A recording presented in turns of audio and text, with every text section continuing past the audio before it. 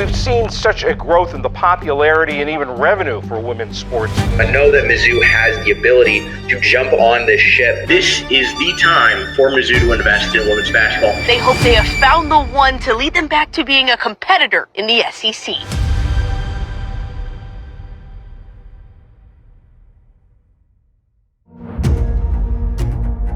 While the footing of college athletics overall shifts on a daily basis, women's basketball is in an especially unique territory, experiencing an unprecedented surge in global momentum, with viewership records shattering and fan engagement transforming the sport in real time. As the last half-decade has created new challenges and opportunities for every women's basketball coach across the country, Mizzou head coach Kellie Harper is in the position to navigate it all, as well as establish something new in the beginning of her second year with the program.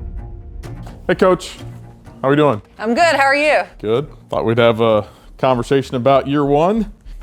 You know, you came here with all sorts of big-time head coaching experience at all these other places, but every place is a little different. So maybe just talk to us about how that's gone and any specific lessons you've learned. It's been a lot of fun. I think the first thing for me was, grabbing the right staff, bringing the right staff, and we did that. And I think because that first step was accomplished in such an excellent way, it made everything else much smoother. And then we really targeted high character people to bring into our program. And so we had so much adversity this year, but we had such a good group of people in this locker room that we were able to move forward and we were able to get through things. And no coach is ever going to sit here and be satisfied. They want more wins, but I'm really proud of the progress that our program made in year one. Yeah, it's been fun to see the interaction of your staff with our staff and just how professional everybody is. Talking about high quality, high character people, you've certainly surrounded yourself with that. So speaking of people, there is a lot that goes into putting together a roster these days with rev share and NIL and transfer portal, retention, recruiting. There's a lot to it. So what's your approach there? Like, what's your strategy and how you're pulling all that together? It's definitely different. It's a different world than that, I started coaching in for sure. But I love the fact that we're just continuing to try to adapt to find ways to be successful in this new landscape. We all want to win, but it can't look like it did even 5 years ago. It's got to be different. And so for us, I'll go back to starting with good people. I think that is so critical, because if it's all about dollar signs and if it's all about building in the business model, you're losing an aspect of it. So we're trying to balance the relationships, get those right, and then make the dollars fit. And like I said, it's hard, and I think it's different, but I think we have a model right now that we feel really good about, our staff does, and we have a model that we feel like we can continue to bring in highly talented players that want to be at Missouri, and that's a big deal. Yeah, it is a big deal. One of the things that gets so much attention is the transfer portal and what you're bringing in transfers, what that looks like. I think many times what gets lost is the importance of retention, right? So particularly when it comes to like core leaders of your program like Grace. She does everything right. She's our hardest worker, been the face of the program. She loves the school. She's from this state. And she's really good, by the way. She's also really, really good. We want to start there. And so she has to feel really good about our vision. Those are ongoing conversations. And so the retention of a player like Grace for every program, that's a big deal. And then you start there. I think retention is important. You don't want to be starting over every year. And so you got to have a core group. And we're excited about our core group, obviously starting with Grace, and then bringing in players that fit our needs, and then growing from there. Yeah, so as you're thinking about building this program, that's what we talked a lot about, is the opportunity that exists here, but we've got to build it, right? We've got to get it really reestablished, and to get it to the level that you and I and all of us want it to get to, it takes resources and support, right? But there's always this sort of balance between what comes first, right? The resources or the success. Yeah, which comes first, right? I agree. I think the really cool thing, I think our team was actually really fun to watch this past year, and I think our community really embraced that. I heard a lot of people saying that, so I think there's a style of play that we're going to have that's going to be fun and people are going to want to be part of. But I also think you have to sometimes see a little bit of vision. You have to have a little bit of faith to see what can happen, because in this new world that NCAA sports is, talent costs now. Yeah. And so it's important that that support is there so that you can continue to build, you can continue to grow, you can continue to have retention, all those things. And then hopefully you just stack on top of each other. You see the vision, you find the support, you find success, and then there's more support, and then you just keep going. Hopefully it's a positive snowball effect. Yeah, absolutely. That's the vision, and it is important. And we do have the opportunity here at Mizzou around this program. They're going to support a winner. So what are you hoping for going in this next season from a community support standpoint? Yeah, you know, I think this is a community that will absolutely embrace the winner. I think you hit it right. You know, they feel so connected to this university and they want it so bad. So I think they're just ready to jump on board when that rocket ship takes off. They want to be a part of it, and that's really, really cool. I think that makes us unique. I think we're in a really good situation. And then historically, back in the Sophie Cunningham days, we've seen it. We've seen what it looks like when there is success here for women's basketball.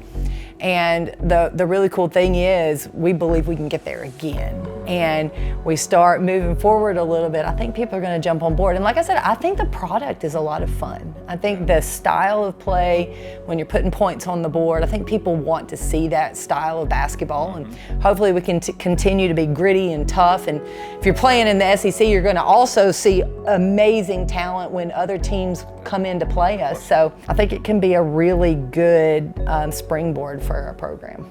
You know, that community support is obviously critical, but maybe talk about how that carries over for your players, what that really means to them. Oh yeah, I think playing in a community that really embraces you, I think that's a big deal. And I think it can give our athletes a lot of opportunities, for growth within our community, on our campuses, and to be honest with you, it can set a lot of them up for life. For student athletes in sports across the department, the explosion of the NIL market has introduced life-altering value off the court. In sports where professional leagues offer limited roster spots or smaller post-grad earning potential, this window of college eligibility isn't just about competing. It's a vital financial launchpad for their present and future. So Coach, we were talking about all of the opportunities that come for student athletes these days, whether it be the traditional academic side or all the new NIL opportunities and things that come with that. How do you keep them focused on the court, on real ball? How does that work for you? It's a great question, and obviously an important one. I think we have to have high character within our program. Everyone that's in our program. And then we have to have honest conversations with our players and what the goals actually are, because the goals are on this court. And we have to have some really deep conversations in the recruiting process, because every player that we bring in has to be able to elevate our program in a huge way, and that's culturally and on the court. So we have to have the same vision and we have to have the same goals. Because player development matters still, right? I mean, that's one of the things. There's so much attention on talent acquisition that I think many times it gets lost, that we still need to really have success. You got to develop the players, right? Which I know is something you excel at, something you really like. So maybe talk about how you do that for your program. What's player development like? Yeah, I think for us, when we have young players in our program, we have to have a plan, a specific plan for their development. Not just where we want them to go, but where they want themselves to go. And so we spend a lot of time on what that looks like for each player.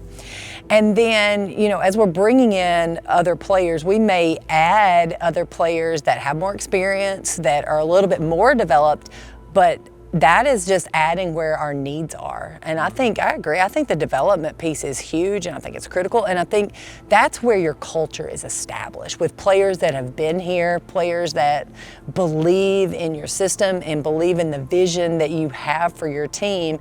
And they also believe in where they can go. They can see themselves being successful here and maybe even at the professional level. You know, one of the things that I think, looking at your role, is so challenging these days is holding young people accountable, right? The discipline. You talked about culture, but how do you do that in this day and age without running them off? How do you hold them accountable and have the discipline and structure they need, but also, you know, maintain that culture and relationship? Yeah, I think for me, they have to know I love them. They have to know, and you can't just tell them, you got to show them, and it takes time, but they have to feel it. They have to feel the genuine love and care from their coach. And then you can have really honest conversations. You cannot skip that. And they're hard sometimes. Those conversations are not always easy, but the honest conversations, the truth is what those players need to hear, good or bad, because at the end of the day, you know, that's what they need. They need the real. And in terms of, I know I hear that a lot. You have to recruit your own players. I'm just building a relationship with my own players. That's what I'm doing. And hopefully, when the calendar flips over and we're starting a new year, hopefully their vision aligns with our vision, and it makes sense with the business aspect of what we're doing, and then you can move forward with retention. Yeah.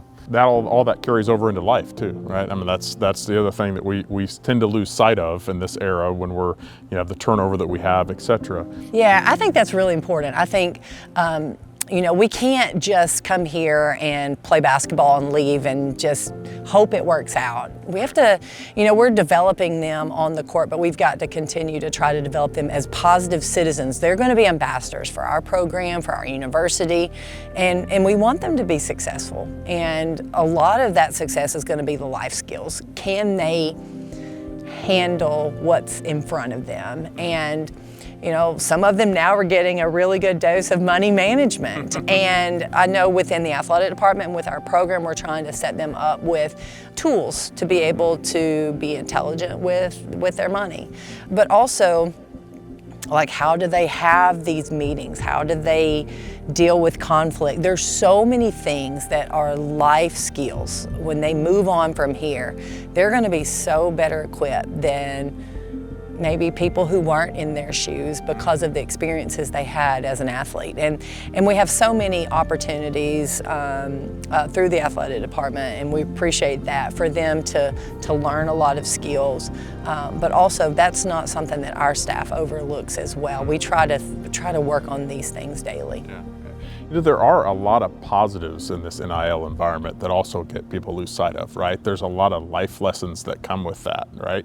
As someone yourself who's, you know, worked on national TV and had these high-profile, very competitive jobs, what do you see that student athletes are learning beyond maybe just money management with this new era, with NIL and all the other things that come with that? What are they experiencing or learning that maybe folks don't understand? Yeah, I think it is. We do lose sight of the positive so much because I think there's such a negative connotation nationally with NIL and the landscape. But these players, they know who they are, and they're learning what they stand for and how to represent themselves and how to present themselves in the best, most authentic way.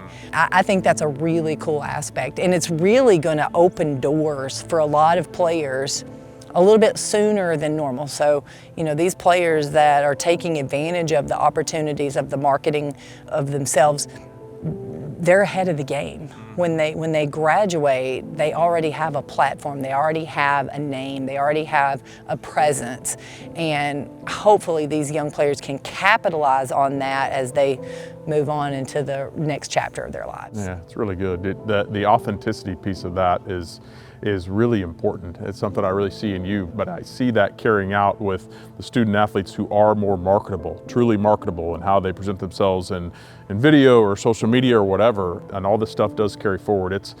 I remember thinking back when NIL first came on the scene, and oh my goodness, what's going to happen with these young people and that kind of dollars? Because I felt like if I would have had those dollars, what would that have been?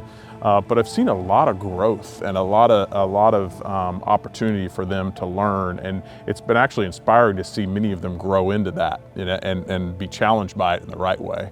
So I think it's important that we draw attention to some of those positives as well. They can take advantage of this as an opportunity for themselves. Yeah. Do you see that carry over sometimes when a student athlete or player finds some other balance or perspective in their life, or has other things, whether it is business opportunities or hobbies or whatever? Do you see that like carry over in terms of performance? Right. Yeah, I want our players to have other things. I really do, because sometimes I don't want them to get burnt out. And I know that most of them, this is their biggest passion, and I love that, and it needs to be. But it is okay for them to have something else that they can go and take their mind off at times, because my best players are the players that have fresh legs and fresh minds. And so sometimes they need something else in their life. And I think it's a good lesson to learn now, you know, for them as they continue to move forward as a young adult. Coach Harper's approach to the game is holistic. And as much as anyone in the sport wants to elevate a basketball team in the off-season, on the court, and in the weight room, coaching in 2026 means you need to equally prioritize athletes' financial success to secure and improve a competitive roster.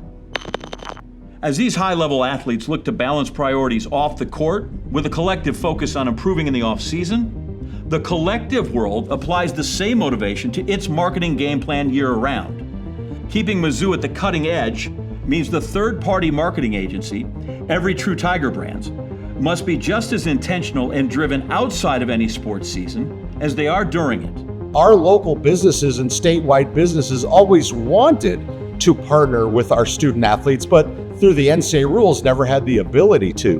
Now, you see local businesses enjoy having young student athletes promote their business to attract other young people as well. So I think it's been a really big win-win, not just for the business community, but also for the student athletes from a financial standpoint as well.